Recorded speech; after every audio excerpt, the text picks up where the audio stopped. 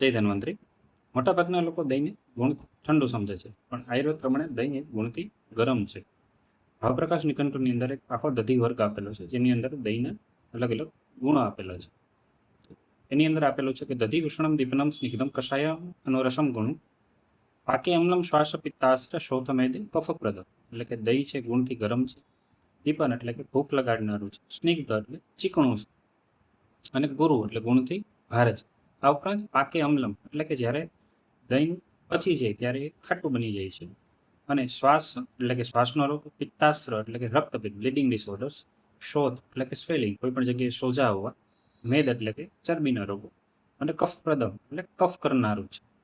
આ ઉપરાંત વિધિરહિત દધી સેવનથી કયા કયા રોગો થાય છે એના વિશે પણ વર્ણન આપેલું છે કે જો દહીંને વિધિરહિત સેવન કરવામાં આવે તો જ્વરાશ્રુક પિત્ત વિસર્પ પુષ્ટ પાંડવામય પ્રમાણ પ્રાપ્ય કામલા ચૌગ્રામ વિધિ અથવા દધિપ્રિય.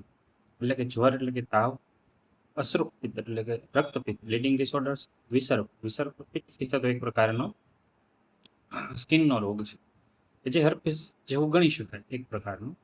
પછી પુષ્ટ એટલે કે ચામડીના રોગો, પાંડવામય એટલે કે એનેમિયા પાંડુ, ભ્રમાન એટલે કે ચક્કર આવવા, અને કામલા એટલે કે કમળો, ઉગ્રાન વિધિ હત્વા ઉગ્રામ એટલે કમળા જેવા ઉગ્ર રોગો વિધિરહિત દહીંના સેવન કરવાથી થાય છે.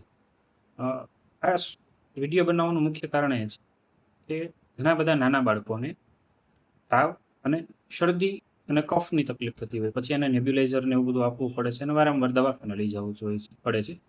હિસ્ટ્રી લેતા કોમન બાબત જાણવા મળી કે બધા લોકો બાળકોને અતિશય પ્રમાણમાં દહીં ખવડાવે છે.